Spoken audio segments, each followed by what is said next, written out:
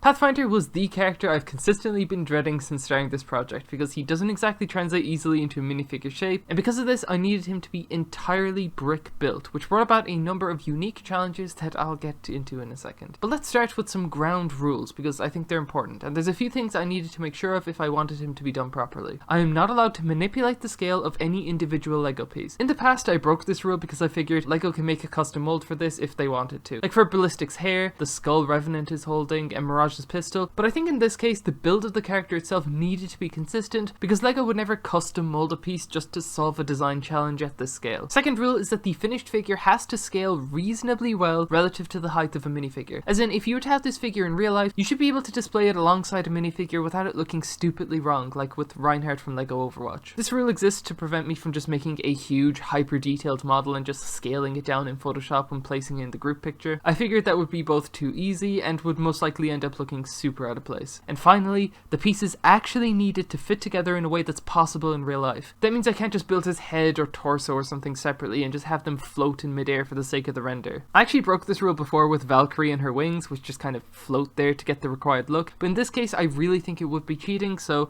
later in the video I'll try to build in real life just to verify that whatever design I come up with actually fits together. But before I started designing him at all, I needed to decide on whether to build him using Mecabricks or Bricklink Studio. I much prefer building on Studio, but I know Mecabricks has seamless integration with Blender, which is important because I needed to render it in the exact same way as the other Apex Legends figures or it would look out of place in the group picture, which means I needed it to be exported to and rendered on Blender lit by the same HDRI so that the lighting matches. Bricklink Studio normally has no way to export files into Blender. Like every file format Blender can import isn't exported by Studio. But Toby Lobster made this Blender plugin that allows you to import LDRAW files, which is a format that Studio exports. I tested this with a Boba Fett helmet build I had just to see how the lighting compares to the Bangalore render with the same settings, and I was happy enough with that, so I went ahead and designed the figure using Bricklink Studio. I didn't time-lapse the design process, I figured that would be incomprehensible and just horrible to watch, but I did make a copy of the figure at every stage of the process, so now I can just walk through the stages and my thought process for each. I started off very simply by just blocking out the major shapes for the character which I thought were locked in. I instantly knew that Overwatch Tracer pistol was the perfect base for his head, especially when combined with the ring piece to get that golden rim. I also thought that a 1x1 tile would work for his chest screen, those studs with bars worked well for those circular pieces for his pelvis area, and that bucket handle was perfect for that golden bar at the bottom of his screen. With that said, this first iteration was way too tall. Didn't have a way to attach his head to his spine or legs, and I didn't vibe with his stomach build or his legs, but there were elements here that I think worked well that I brought forward to newer designs, specifically the use of this piece, which ended up being the hero of this project. The second iteration involved me experimenting with the top of his chest area by turning that modified plate sideways and attaching some clips to each end to use his shoulders. I also experimented with some different designs for his chest monitor, but I didn't really like either of these. I also didn't like how shoulder design was very limited both in terms of articulation and just continuing into his elbow. So the next stage had the biggest design revelation of the whole figure. I decided to ditch the 1x1 plate with handles in favor of a 1x1 multi-sided snot brick, which is when I realized that I could have his entire upper torso slanted downwards but still have the screen be vertically flat by using a cheese slope piece. This was huge because it meant I now had a way to connect the head to the torso by using the head bar into a stud, into a straight bar piece, into the back of a snot brick. I really liked how the head connected to the torso at the back as opposed to the top of the brick because I think it added some nice bulk to the build and just lets the head sit at a more accurate angle to his torso. I tried two different approaches to his waist area, decided on this one before trying out some different shoulder and stomach designs. I designed this piece for his waist and legs, which I kinda liked some parts of, but I didn't love that T-shaped bar piece. I thought it looked too big, and that exposed snot brick just kinda made him feel naked, which I didn't love. I did like the ingot piece down here, the curved bar piece to connect the snot bricks together, and just generally the build from the hips down. I also added this 1x3 round plate piece to his back, which was the perfect way to add those grey cylinders to each side of his head using that blessed curved bar piece. I continued this process of experimenting and carrying forward elements I liked into the next iteration, which was the first time that I had a completed figure. I tiled off his crotch area and replaced the T-bar piece with the bucket handle piece from earlier, which I thought was just too perfect to not leave just floating there to figure out how to attach later. I also added a stud to each cylinder thing and made another huge discovery, and that I could actually rotate his entire head assembly on that clip bar connection to pose it a bit. This was 100% non-intentional when I chose that design, but this turned out to be a major discovery going forward. I also looked at different arm builds and considered the idea that each arm could be a different build for the sake of the final pose, as opposed to just sticking to one design for both and posing it through articulation for the render. I plonked a minifigure beside the current build for the sake of scale, and I think at this stage it was pretty much perfect. I didn't think I could realistically make the figure any smaller without compromising and losing some important details, and it was within a reasonable range, so I was happy out. At this point, with the scale sorted, I wanted to focus on the pose, and I came up with this design for his left arm. I thought that inward bend was pretty important, so I represented that with an Among Us piece placed at the end of a Technic hole, which I think just worked really well proportionally. I then tried out a few leg designs, seeing if I vibed with any over the others. I didn't like the upside down candle piece because I thought it was too cylindrical and smooth, so I stuck with the bar holder with clip because of its boxier shape. The next iteration is where I realized I could also rotate the curved bar connection point between his torso and his waist, and with that discovery, the pose was really coming together nicely. I also did a 1x1 clip for his hand, which I don't think is perfect, but I really couldn't go any larger with it. My next priority was trying to get that bend in his right arm, so I tried these two designs and decided on the one on the right. I thought the left was too bulky and rigid and just didn't pose too well, especially with this nasty habit of clipping into other pieces. I added some Technic pins for his elbows at this stage too, mostly for that dot of colour just to break up the arms. And with that decided, my last iteration was just finalising the pose by working on his left leg. Once again, this piece came in clutch and allowed me to have him lifted a bit backwards before adding a stud and a cheese slope on each side of it just to replicate the foot, and with that,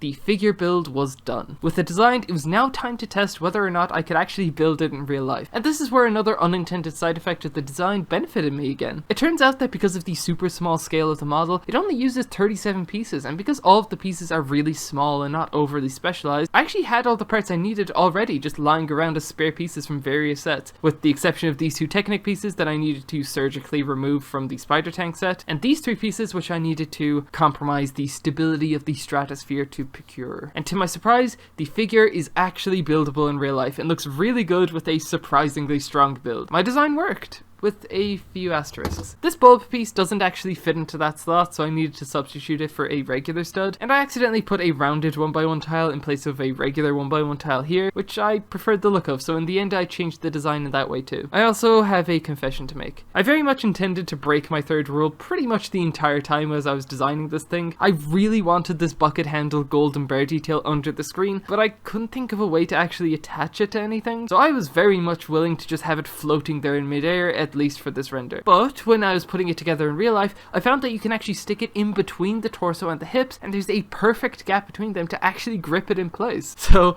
would you believe it? I got lucky with this thing again, and the figure is actually possible to build. And so I went and made instructions for his assembly, so if you want to build this for yourself, you can't actually. At least not the same way as in the video, because there's a lot of pieces here that were simply never made in the colors as I designed it. You can try and find substitute colors, or just do what I did and just plonk whatever colors you can find together. Either way, the instructions are in the description, and in case you do decide to build it, just some fair warnings. This connection is pretty loose, these connections can't be pushed all the way in, and this ingot piece doesn't clip through his shin in real life for some reason, so you can't actually push it all the way in. Other than that, go wild. But my job here isn't quite finished. I exported and rendered the figure in Blender before moving on to the Photoshop adjustments. I needed to fix these weird render glitches on the tiles before adding some color to his eye, which you 100% can't do with real bricks, but I think it really tied the rendered figure together, so it was worth the sacrifice. I then added that print for the screen on his chest, which I tried not to make too detailed just because of the scale I was working at. I think the horizontal lines on the background of the smiley face may have been slightly too far in hindsight, but still not nearly as bad as I was originally going to do them. I represented that keyboard with a simple dark bluish grey line across the bottom of the cheese slope, just because I think that empty space needed something to break it up, and anything more detailed than a straight line would just pull attention away from the screen above it, which wouldn't really make any sense to do. And with that, there you go, the finished figure, and here he is in the group picture. I actually really enjoyed this one. It's a challenge that never really got frustrating, it just felt like a fun little puzzle to solve. And having it in my hand after everything and seeing it all actually fit together was extremely satisfying and cool to me, and there's a few happy accidents and elements of the design that I'm legitimately very proud of too. Now let's spin the wheel to see who's next. If I had to pick any, I'm really hoping for Wraith, just because I think it would fill in that gap in the group picture really nicely, and I sincerely don't want to revisit Revenant at all until the rest of them are done. Okay, cool. We will take it.